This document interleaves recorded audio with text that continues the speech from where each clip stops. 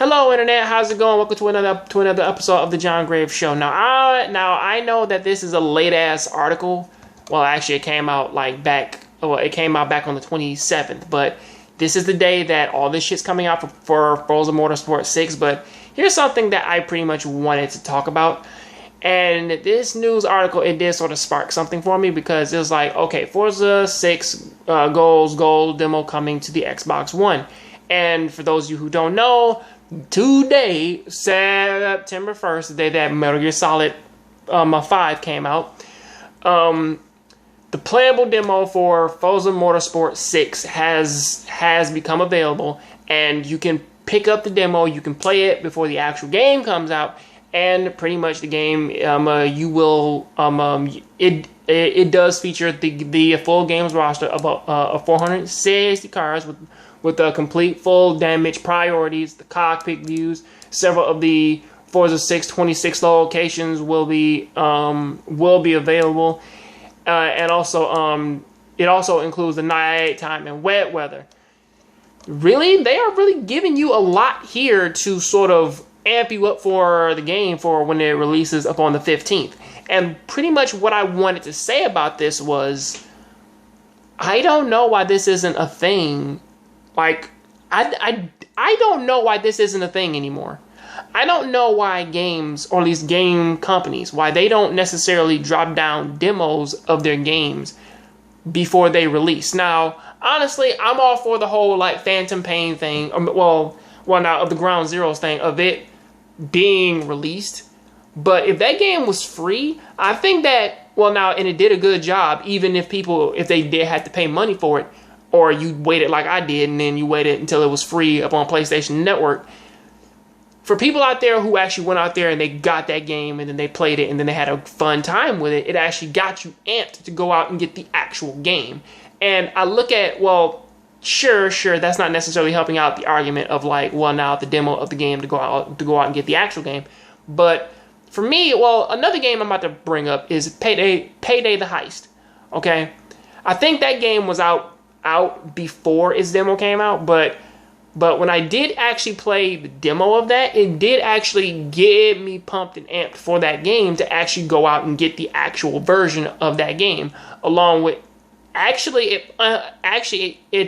it pumped me up to get Payday 2, which really, for most of the other games out there, which that I have been seeing that have been like necessarily trying a lot, because I know that for like a lot of like the big name games such as like The Witcher 3, Bloodborne, all the games that pretty much came out this year, you look at some of those bigger games and you're like, if I actually had like a demo of this game and I sat down, I played it, I got my hands on it, or better yet, if there was like an Until Dawn public demo or something like that, or I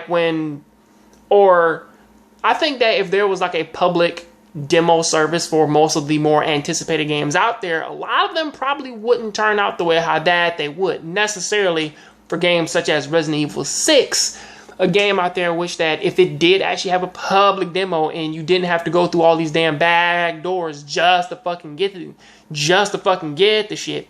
Eventually it did get a public demo, but like before that you had to get the Dragon's Dogma game, you had to play that for like a certain amount, you had to get this code, and then once you put that code in, then like you got this small little snippet of each little like area, and then the public demo was like a bigger snippet of that small time area with online on it. But I'm like, if this was open before, or at least like if they would have opened up that time frame a little bit more, then it's a good chance that they could have gotten them some useful feedback from people, and then like the game in which everybody wanted could have been twisted and turned and made into something bigger. Now, I understand why they don't do this is because, of course, as fans or as customers or pretty much whatever, we are a lot of us are fickle with the way how that we perceive games and how we want like a specific game to go.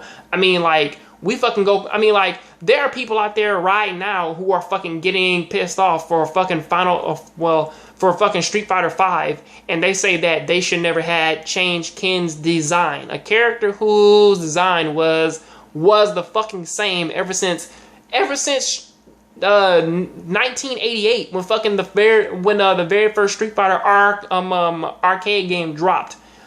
And I look at that and I'm like, well, I see why they don't necessarily do that.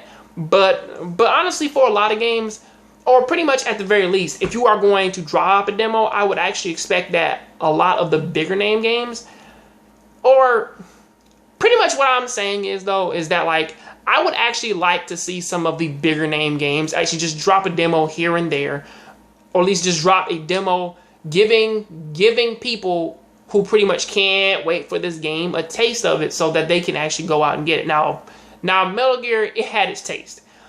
Bloodborne, something like that, it probably would have been like eased up a few people and could have actually prepared a lot more people for like when they actually got it, instead of just throwing them like instead of throwing them head first into this damn ravine and then just hoping that they play catch up.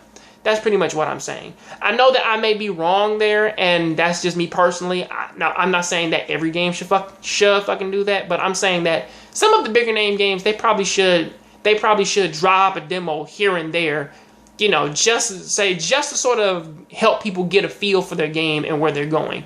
But that is what I got to say about that. Please tell me what you think about this down there in the comment section. I'll catch you guys on the next John Grave Show. Please keep watching anime, keep playing video games. I'm out.